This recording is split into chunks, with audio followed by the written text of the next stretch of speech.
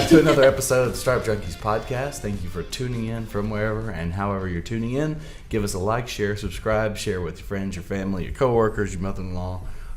Spread the word. My name is Caleb Talley. I'm a startup junkie, and I'm joined by my startup junkie co-host, Jeff Amerine. How's it going? Glad to be here. And Grace Gill. How are you? Doing well. Yep. It is a beautiful Thursday in Northwest Arkansas, and we are excited to be joined by a friend of ours, Fred Gustafson. I apologize. Yeah, no worries. And so, Fred, do you tell people you're with Wabi Capital, or are you with Louisville Jerky? I am. I wear a couple different hats. Okay. Yeah, I guess it's kind of a career of wearing a lot of different hats. So give us the Wolverine story. Start when you were a student at the U of A, and then you had this entrepreneurial journey. Give us the origin story. Yeah, for sure. And I guess the way that I would say it is, I'm an operating partner for Wabi Capital and current president for Louisville Vegan Jerky. Cool. I guess would be the tagline for narrowing it down to a specific role. Two hats, at least two. Yeah, at least two. So, yeah, I guess origin story. So, product of the U of A, from North Texas originally. I'd say Dallas, but it's a suburb of Dallas and not close enough to the core to say that I'm really from Dallas. It's we got actually a big listener base down there. Yeah, big. Yeah. So like a lot of other Texas kids, came across the U of A, and I actually kind of decided I wanted to go here before I was able to visit, mostly because it was 5 hours away and a little bit different than back home, and I always kind of wanted to get out of my environment, and so. And there was also, great programs to be able to get in-state tuition and more scholarship money here and things like that. So more so when I came up to visit for the first time, it was like a weight off my shoulders. So I was like, okay, cool. I think I made the right decision. This place is really awesome and it's beautiful. And instantly fell in love and came to school here originally to study finance. I kind of wanted to go into financial planning because of kind of more, my background and family story. We were able to, really kind of survive through some life stuff that happened because of good financial planning and with some health issues with my father and things like that. So I kind of wanted to get into that a little bit to understand, how could I maybe help other people? Through some internships in that in college, I kind of realized, maybe this isn't really my thing. I kind of liked more of like numbers and analysis, and I guess at least the opportunities I had, were much more salesy, which, eventually I learned in my life, as most people do, that everything is sales. But at the time, I didn't really want to be in sales. I kind of wanted to do more financial analysis type of stuff. So switched my focus to kind of more investment and analysis, and then get to my senior year, and I find myself in Jeff's class. I think it was Small Enterprise and Resource Management was the name Small of Business it. Management? Yeah, something around Was this there. the one where it was the one where I'm writing checks to you guys and you're building it for 16 weeks? Okay. Yeah, it was. I did that class. That was great. Yeah, it was like the wildest thing at first. It was like, I remember getting in for the first day, and it was just like, all right, goal for this class, like, you're going to split into groups. We're going to give you $1,000 real dollars. You're going to try and come up with a business, and your goal is to turn a profit this semester and kind of see what happens. And I was like, whoa, this is an interesting format. It was nice to not just be going out of a book or off of slides. Sure. And like kind of talk a little bit more like a real world experience and things of that nature. And so I find myself in that class, and I'm kind of like, okay, well, this is a lot more interesting than, maybe going to find a job or whatever. Like, how do people turn this into careers? You just kind of like come up with something and chase it down and do all of that. And so it was kind of a moment of like, well, this is all really interesting, but is it too late for me? Like there's one semester left after that semester of college, and I don't really know, like, can you change this late? Like, did I make the wrong decision the last 4 years? Like, going through all this in my mind. And so it was really interesting timing to have that class for kind of like what I felt like I was going through and searching for something. And that also coincided with a couple of guys who had moved here with a startup company called Menguin. In the fall of 2015, they had just taken some investment, and I think I first ran into them or met them actually here in this building at Startup Junkie, and then a really good friend of mine had started interning for them and gave me an introduction, and they were looking for some extra help, and it was an e-com startup that was solving a cool problem, and they needed bodies. And I was like, hey, I'll do whatever. If it's sweeping the floors or whatever it looks like, I'm just kind of interested in what this startup thing is like. And then that just kind of materialized into a bigger opportunity. I started interning for them during my senior year, really just kind of like, whatever needed to happen during the day. It started to kind of get more into a focus of really more kind of consumer insights. So, to back it up a little bit, that business was all online suit and tuxedo rentals. So Justin Delaney, the founder and my current business partner, huge, mentor, best friend, kind of father figure, everything wrapped into one, had started that company along with a couple other guys and moved down here. And they did all online suit and tuxedo rentals. So, think Men's Warehouse or, your mom and pop stores that are, you go there, you get fitted, you go back, you pick up the suit, you go wear it to the wedding or whatever. They basically found a way to do that all online, make it super simple and streamlined. Normally it would take the average person, I think it was around 8 or 9 hours in total to go through like a traditional tux rental process, and you're having to like go to the location and spend time to do it there. And then if you're planning the wedding, which I've found myself going through that in the last year and now understanding all of these pains more so, you have to figure out if groomsmen are coming from all over, like, is there a store they can all go to? Is there a style that's going to be similar for all of them? So it was actually solving a pretty cool need. And so you could order your suit or tux online, you'd get a free home delivery, you could get swatches sent to you for color matching, you'd get it 2 weeks before the event, free home try-ons, you didn't have to return anything. If you needed a replacement, you could just get more items. So really just saved probably about 30 to 40% than in-store rentals for people, and was a really great business. So the biggest issue at the time when I started working there was, all right, we can acquire customers online. We can, kind of get the economics that we need for a cost to acquire a customer from, Facebook and Google, Instagram, things of that nature. But we couldn't get the customers to really convert a ton. So it was kind of like, hey, can you figure out why customers aren't converting? And that really just started with, okay, well, have we talked to them? And so, from then it was like someone would create an account on the website and we would email or call and then eventually text to talk with them. And it was interesting because, a lot of e-commerce popped up to exist to like not have to interact with people and not go through that process. But what we found was it was such a high touch sale and a long sales process, and something that, for more often than not, it was for a wedding or a big special event. And that was much more important for people, and they needed more than just like clicking a button and transacting online at the time.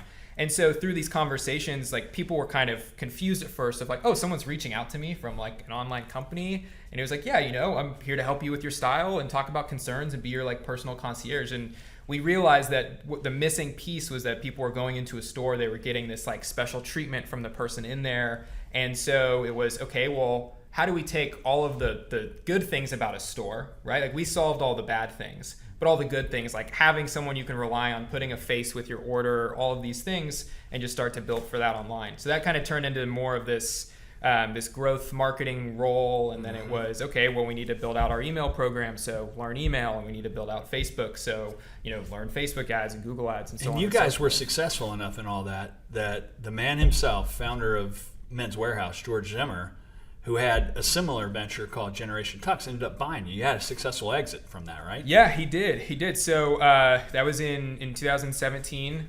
So we had essentially done well in these strategies and figuring out these insights from customers, and well beyond my efforts for everything that the team had done, and drove so much demand kind of running into the bulk of wedding season, where we kind of needed more inventory than what we had allocated from our partner network. And so at the time, Justin and the team had kind of gotten into conversations with George, and that kind of turned a little bit more into well, how are you guys doing so well type of a thing. And we had built that kind of this like this e-commerce growth and marketing engine at Menguin.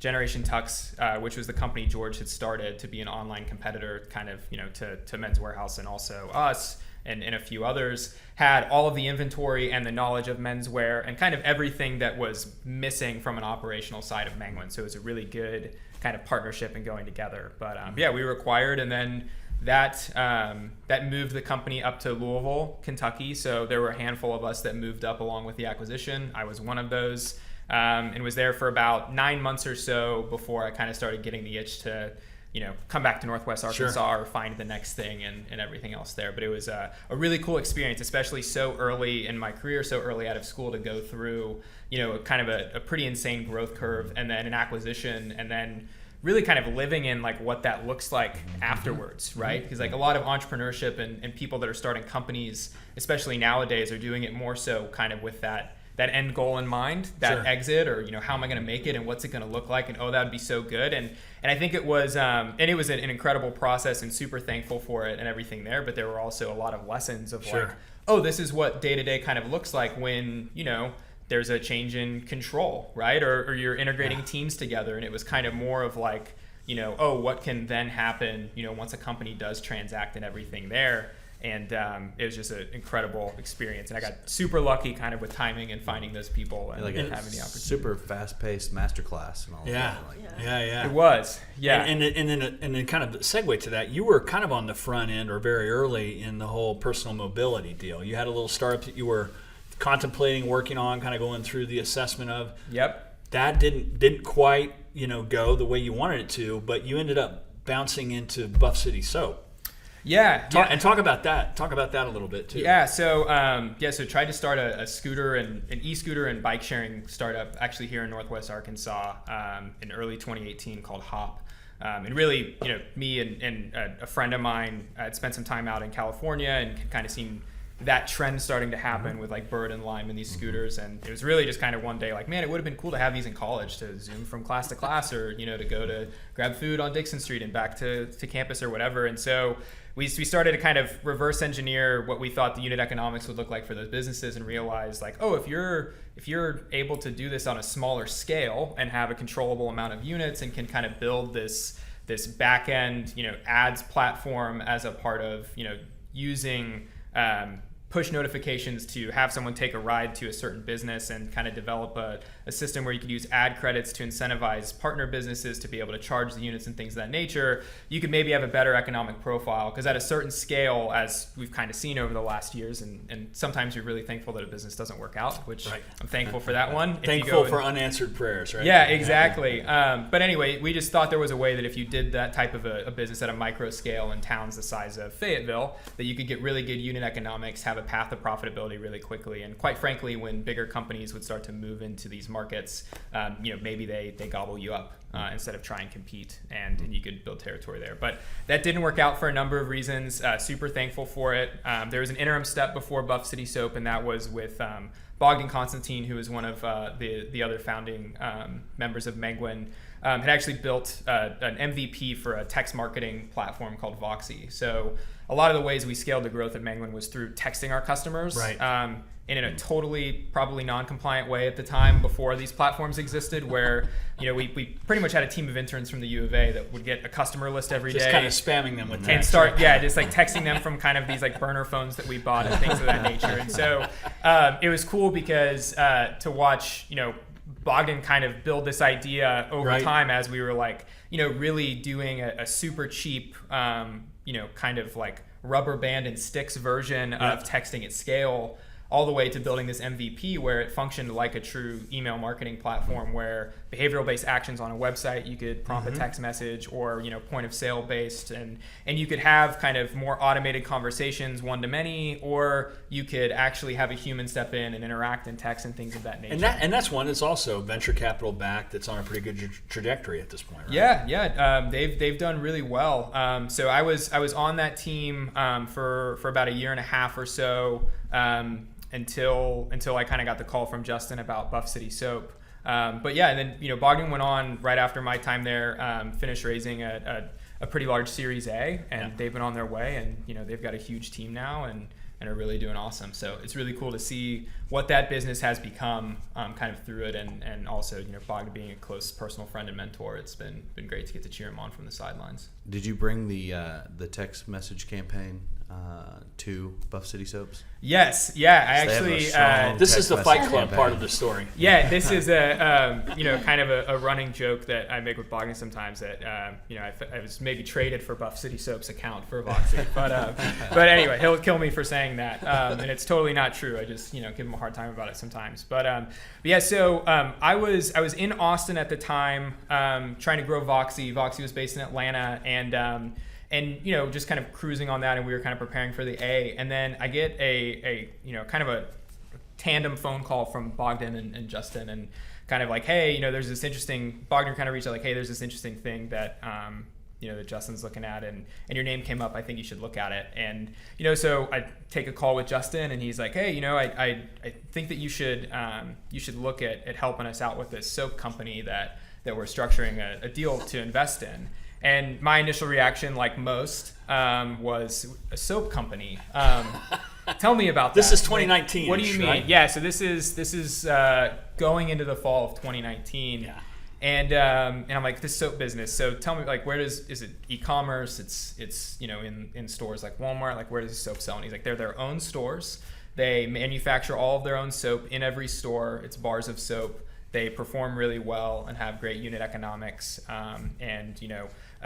Part of a group that's kind of structuring a co-sponsored private equity deal to acquire the business from the founders, essentially relocate it to Dallas and start to grow it as kind of a franchise business. So a couple of things that weren't adding up to me. One, a soap store that was its own standalone store. Two, they were bars of soap. So another thing that it was kind of like people still use bars of soap. And the third thing was that it was being franchised, which was the last piece that I couldn't really wrap my head around. And I didn't really know a ton about franchising except for what most people know, that it's, big brands do them and they're a good vehicle for entrepreneurship. But talk about another kind of like fast track MBA into an industry in the franchise world. It was quite the experience. And just one interesting point about that. So Justin reached out, and of course I had known Justin from the Hayseed Ventures days. We were an early investor in Menguin. And he reaches out and he's like, yeah, I'm doing this new thing. It's private equity backed. He gave me the whole spiel on it. And by this time, I think it was first quarter of 2020. So the stuff had already hit the fan relative to the pandemic starting, and there was a lot of concern about it. And I'm like, okay, let me get this straight. You're putting all of your eggs in this idea that people are going to come out to a retail location in the beginning of an uncertain pandemic. And I was like, I think I'm going to pass on that for investment. So that one is on my missed opportunity hall of shame for me personally, because I was like, there's no way this is work. It's kind of like Build-A-Bear for soap. Who's going to want to do that? So now tell the audience how dumb I was to miss out on that investment opportunity. Give the rest of the story. So the deal closed in the fall of 2019, and the majority of the business was acquired from the founders, and they stayed on board and took roles in the company, kind of running research and development. And they had made the product kind of from scratch. It was kind of more of a they not stumble upon it. They kind of set out to make their own soap, and eventually people started loving it, and they kind of built this business into a thing that I don't think that like a lot of kind of more Cinderella founding stories, you don't think it's ever going to be that big, and it just kind of turns into that eventually. And so around the time when the deal closed, there were in the mid-teens of locations. About 8 of them were corporate. The rest were either franchised, joint ventures, or operating agreements. And so kind of the directive was, all right, let's assemble a team. Let's go out and let's try and sell licenses across the U.S. for franchise territories for Buff City Soap. And our goal with the approach that we wanted to take was we kind of wanted to find these larger, well-capitalized, call them more institutional franchisee groups that maybe started with one concept and had grown to having over 20 locations of that business, and then found another business and kind of grew a same territory and things there. And the interesting thing with franchising is every franchisor starts as kind of like an operating company where they're running their own business, and then once you start franchising, if you still have corporate locations, then you're running your own business, but then you're also having to essentially be customer service to a group of entrepreneurs that have bought licenses and are operating in their territory and things of that nature.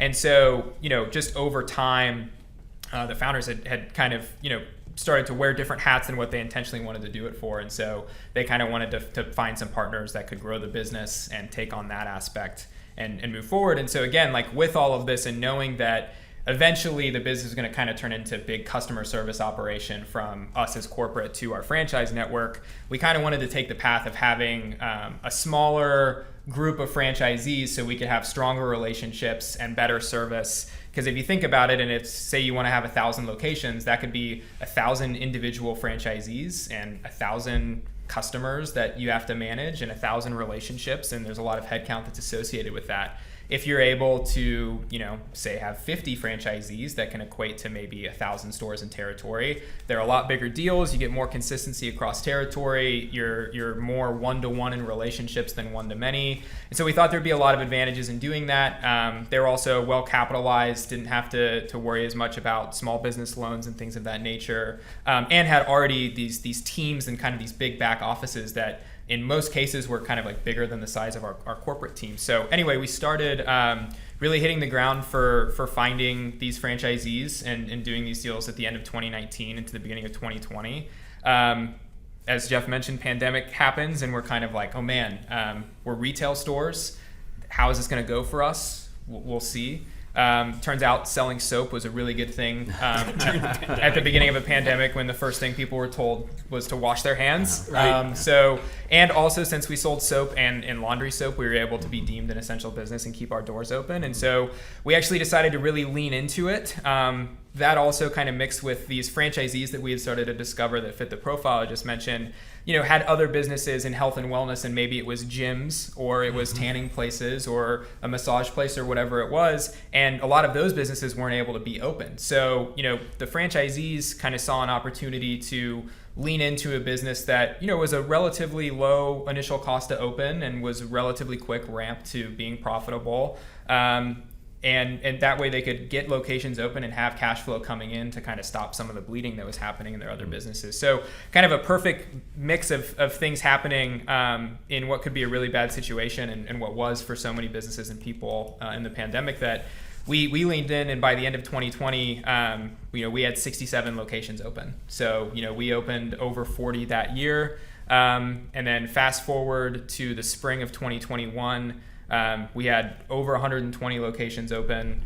We had sold almost 1,000 units Amazing. Under area development agreements and licenses. The business had added, around 9 figures in value to the company, and there was additional transactions that started to occur for new investment coming in from that point forward. So it was an incredible ride, and I stayed on with the business for a bit after the next transaction occurred.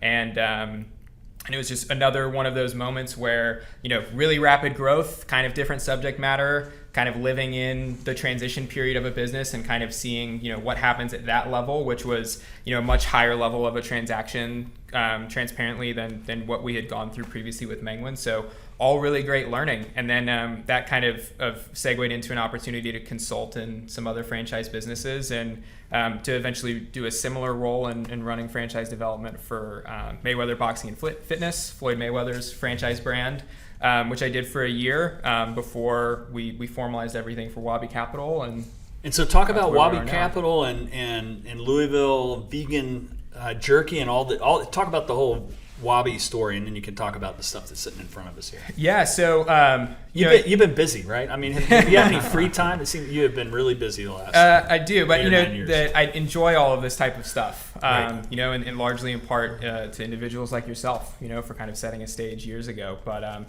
so Wabi Capital, we're an independent capital group. Up until this point, we've kind of gone about investments into portfolio companies, deal specific. So we're normally doing a targeted raise for a specific brand, allowing some outside investors to come in and syndicate the deal, and then managing the investment side and the operation side of most businesses. We started Wabi, with our whole background being entrepreneurs and really not kind of finance and investment people. And we felt like that was actually kind of a strength for us. Every business that we've been in, and I say we because this cast of characters that I've kind of been surrounded with. I've been you and Justin and one other partner, right? Yep. Yeah. And we've always kind of looked at business as like there's a lot of strength in being an outsider to the industry that you may be going into.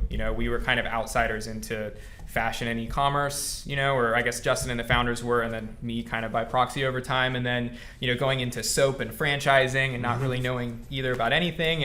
And we feel like there's an advantage when you kind of mix the entrepreneurial spirit of an operator with subject matter experts. And you kind of have a mixed bag of people who have this deep and wide subject matter knowledge, with individuals who really know and specialize in like how to grow and scale a business and kind of get it from 0 to 1 or 1 to something else, before it gets to a certain point and it kind of becomes too corporate, as I guess you'd refer Right. as. So, we were kind of getting to the drawing board and figuring out what did we want to do, right? And we always kind of look at, well, how can we use the last experience to be leveraged into the next one?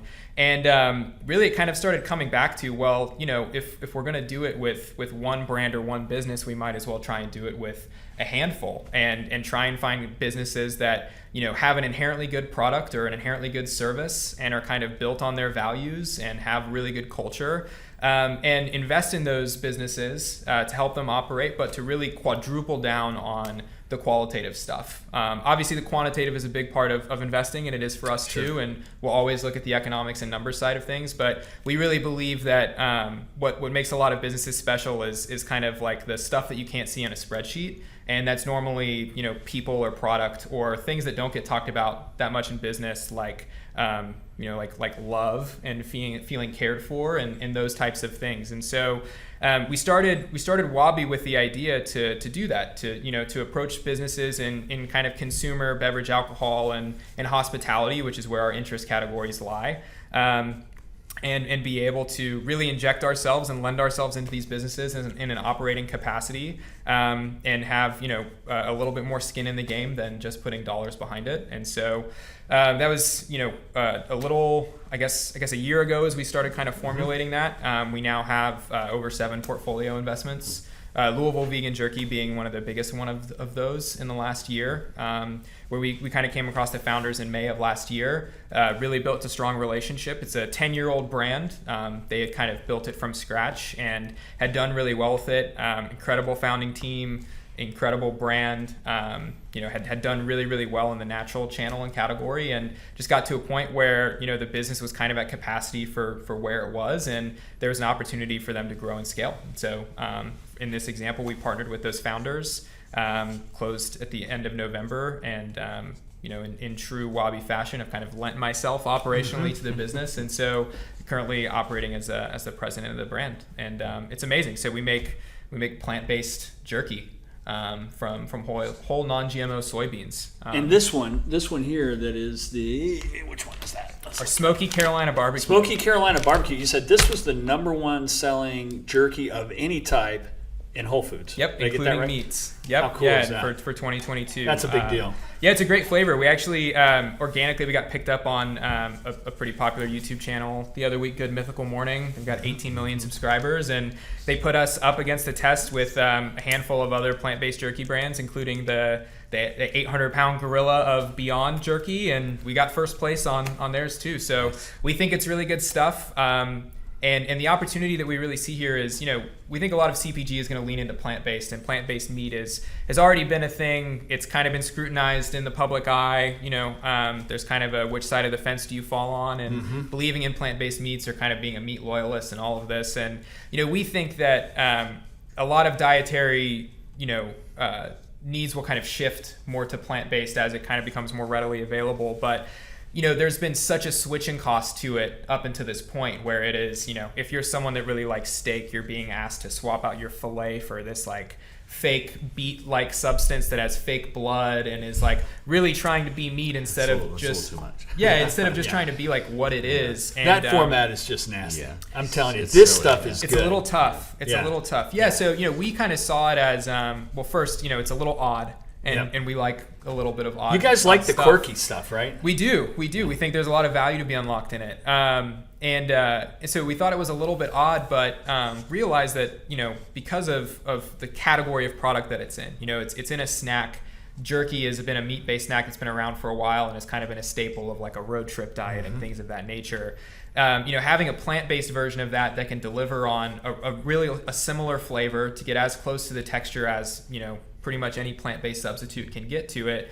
It's not asking for a big switching cost like asking somebody to eat a fake steak, right? The plant-based vegans, vegetarians of the world are very familiar with the uses of soy and the texture and everything like that as well. So, the challenge isn't as much of how do you convince more plant-based vegans, vegetarians, right, how are they identified to eat more of this stuff? It's more so how do you show, the traditional meat eater that, hey, there's this healthy, better for you, more natural, less processed alternative that also happens to not use any animal products that can deliver on the nutritional value, the taste, everything like that, as a way to kind of like supplement your diet. Well, so we've got a world record holding power lifter here in Grace.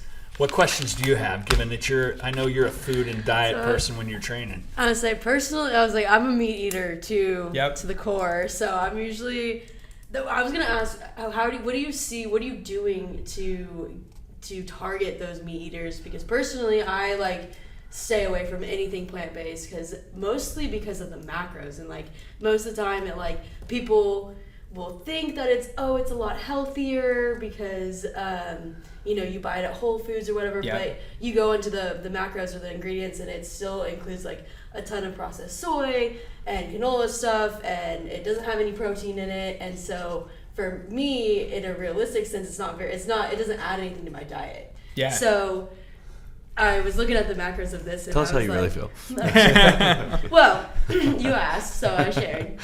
But so how are you getting past kind of those people that are getting into plant-based because it's trendy and because it's maybe it's better for them socially and all that stuff, and getting to a point where like it can be more mainstream and like it's a choice, like it's an equal choice. Like, okay, if you want to have plant-based, it's as reasonable as a choice as picking something that's not, instead of being like, oh, that's something for vegans, like, oh, right, you have to make this big. That's really restrictive, if you know what I mean. Yeah, totally. And that's really, quite honestly, one of the biggest challenges with a brand like this. I think for us, the way that we look at it is we know that we're not going to, always win the battle of convincing a meat eater that like, hey, you should have this product, right? Mm-hmm. And we know that that's not going to happen, so we're not going to set ourselves up to the point of saying like, our goal is to convert every meat eater that exists into eating plant-based, just because we know that's not going to happen.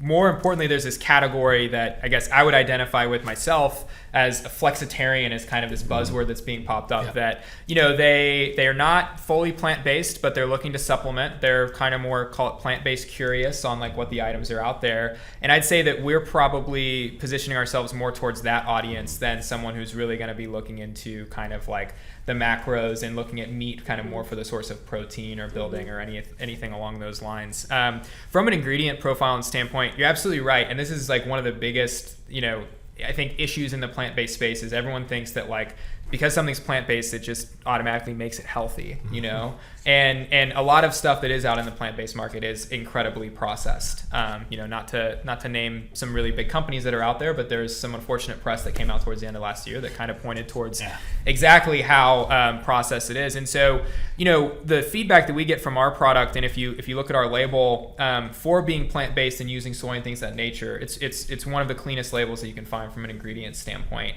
Also, using whole non-GMO soy is a big thing, right? Because that's another thing that a lot of people bring up is like, oh, well, soy, it must be bad. And, it's not soy that's bad. It's, soy that uses harsh pesticides and chemicals and things of that nature.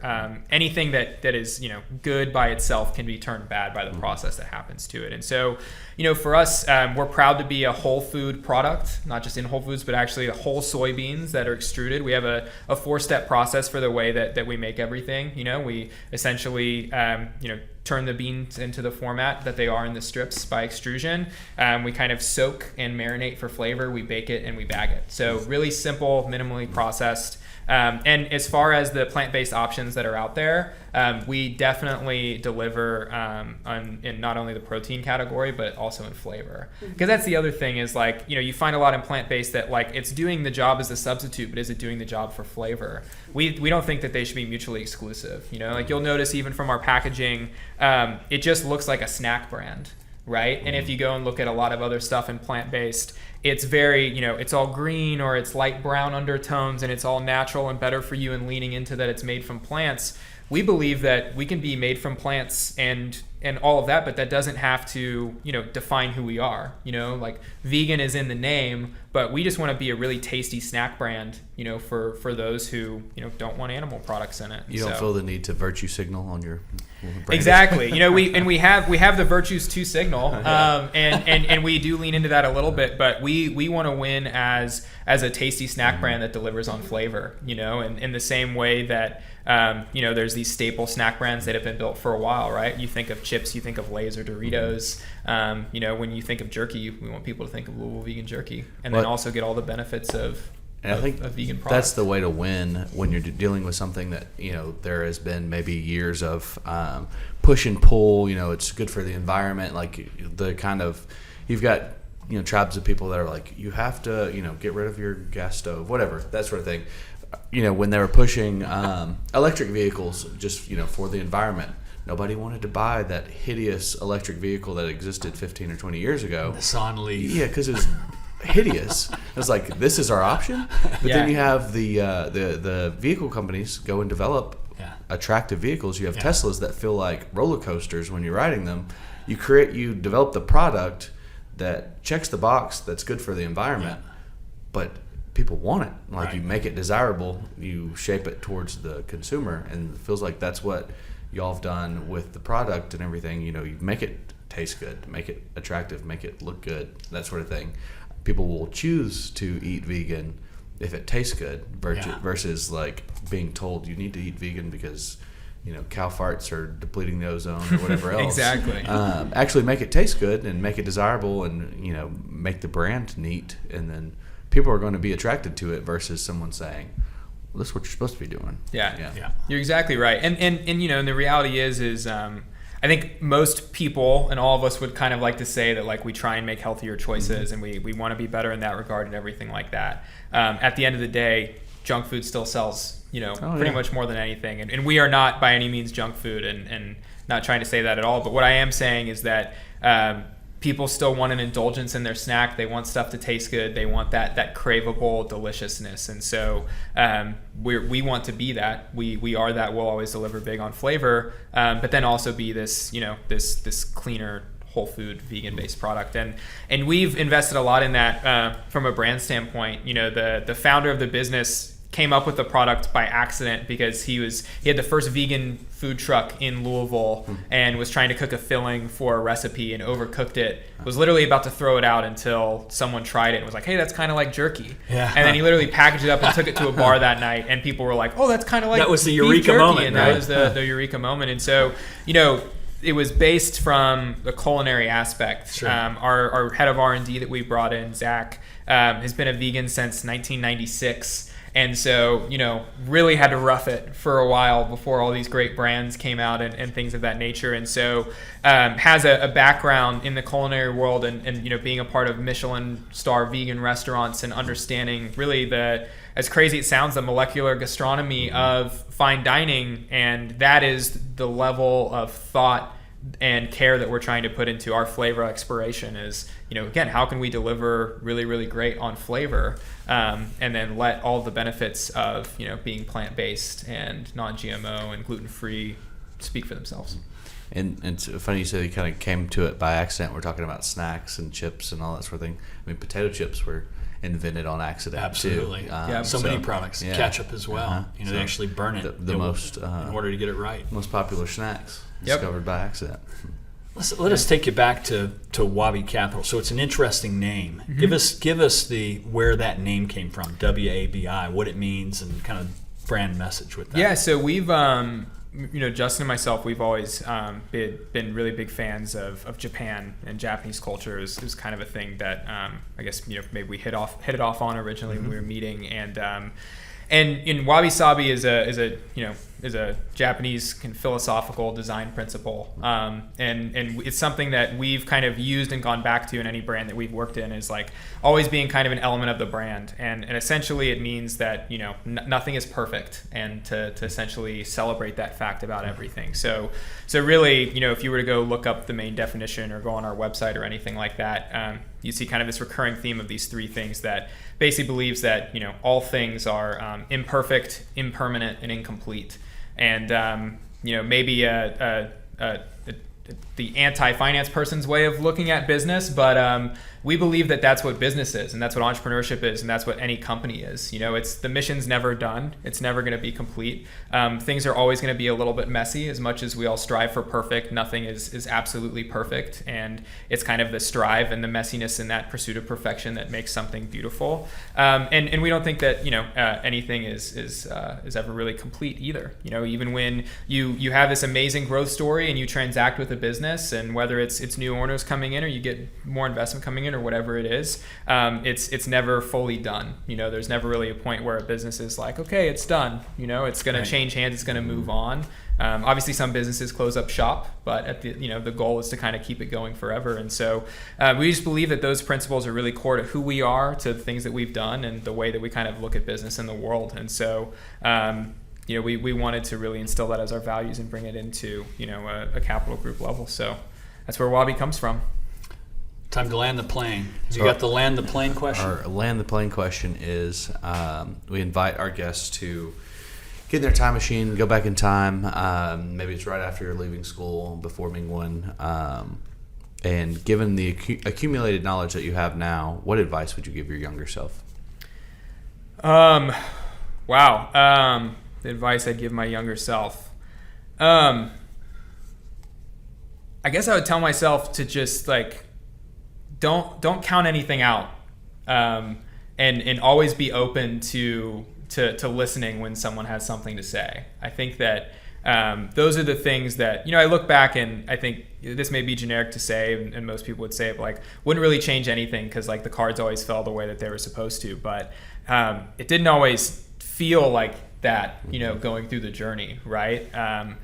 Sometimes you get so busy and wrapped up in things like at Menguin, for example, and it was kind of like you look up and it's like, oh, we have an offer to be acquired, that kind of happened fast, and same thing with Buff and still remembering sitting in the office for the first day in a room with, the first 4 other people that had been hired for that team, and now seeing this big office that they have in Dallas and things of that nature. It's crazy what one comment from someone can turn into down the line, or how a random idea can materialize into a business, or a connection that you don't know why you're being introduced to that person, and it may be a tough meeting for you to make, and you have every reason in the world to cancel it, but you still go, and there's that one thing they say that completely changes the way you're looking at a problem, or potentially the trajectory of a business. So I would just tell myself stay calm. Most things are going to work themselves out. If you try and plan too far ahead and too much for what's going to happen,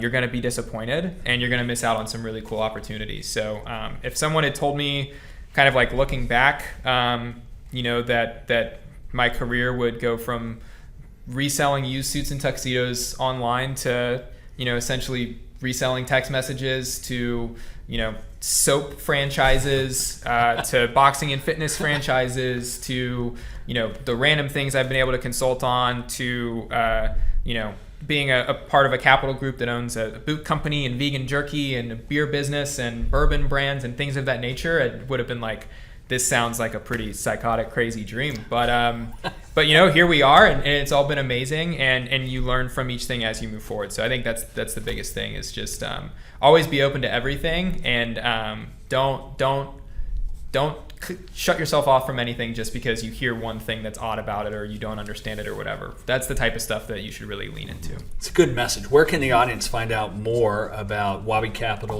or you? What's the best way for them to connect? I would say LinkedIn. So you can find me on LinkedIn, Wabi Capital. We've got our company page. Our portfolio companies have their pages on there as well.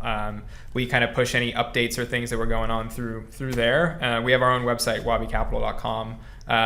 That doesn't have a ton of information on it, but you can see our portfolio companies and some other stuff that we're up to. And then for Louisville Vegan Jerky, you can find it at lvjco.com. It's on Amazon. We're going to be excitedly, we're launching in Walmart stores in April as well. You can find us in Whole Foods nationally, Sprouts, kind of all over the place. So and anyone listening to this that has questions or is curious or wants to connect, feel free to reach out to me. Hey, it's been fun to watch you on your journey, and thanks for coming on. Absolutely, yeah. Thanks for being a huge part of it, and have a lot to give praise to Startup Junkie for what it's been in this area, and Definitely don't feel like I'd be where I am in my journey, in my career in life, if it wasn't for people like you and the time that your organization has taken to invest in all of us here in Northwest Arkansas. So I don't think that everyone realizes how lucky they truly are to have an organization like this, especially having bounced around and lived in a couple different places. This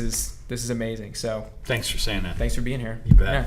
Thanks for having me. And thanks for the jerky. Absolutely. Yeah, totally. And now we eat.